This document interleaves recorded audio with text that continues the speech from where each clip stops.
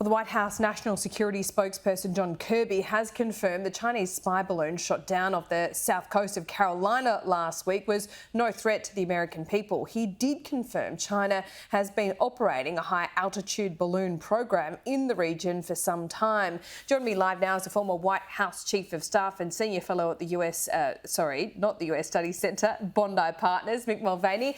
Great to see you, Mick, once again. This is really becoming a story that's dominating security in the US and here in Australia. Australia is starting to ask questions of you, our allies, about whether there's any intelligence that's happened here. How big a threat is it, really? We don't know how big a threat it is, Laura, because we don't know how long it's been going on. There's been a great deal of confusion here. Keep in mind, right after the incident off of the Carolina coast, and as I mentioned it, the balloon went right over where I'm sitting right now.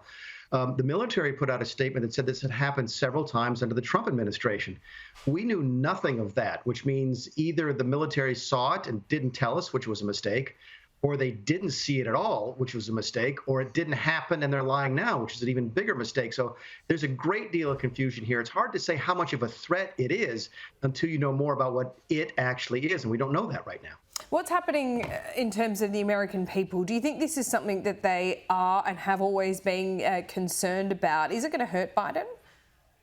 I think it will, because it goes to the competence of the issue. Keep in mind, confusion is not something that benefits any government, and there's been a great deal of confusion over the course of the last week or so, up to and including not these things were UFOs. You cannot allow as a government to have those types of voids, because those voids get filled. I was listening to a very reputable radio program today where the host suggested that maybe this was an alien response to the work we were doing when we bombarded an asteroid a few months ago. When you can have that type of debate, clearly it means that the administration has lost control of the narrative, and that will ultimately make the leader, in this case Joe Biden, look really weak. Really? So this is allowing conspiracy theories to absolutely flourish at the moment?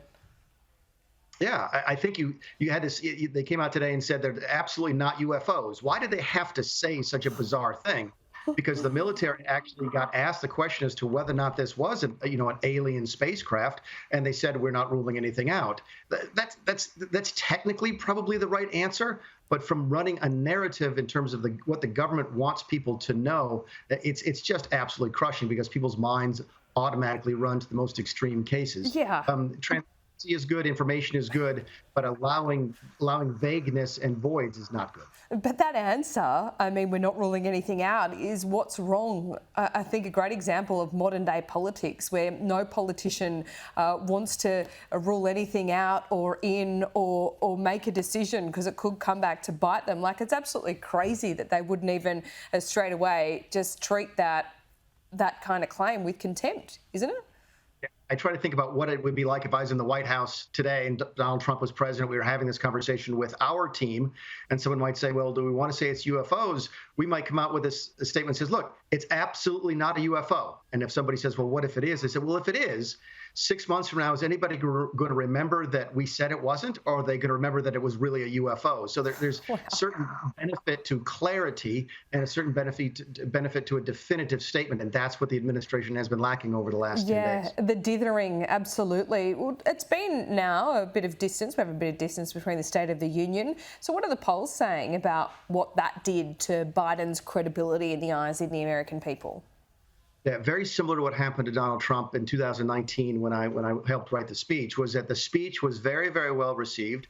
People liked the speech, but it did not change their opinion of the candidate. It has changed the opinion of Joe Biden within the Democrat Party. Again, it was a good campaign speech, Laura, in that he had energy, he was quick-witted, he did not look like a doddering old 80-year-old man, and that was an important thing from a political standpoint, but it didn't resonate with the people. It resonated inside the Beltway, in that Washington bubble.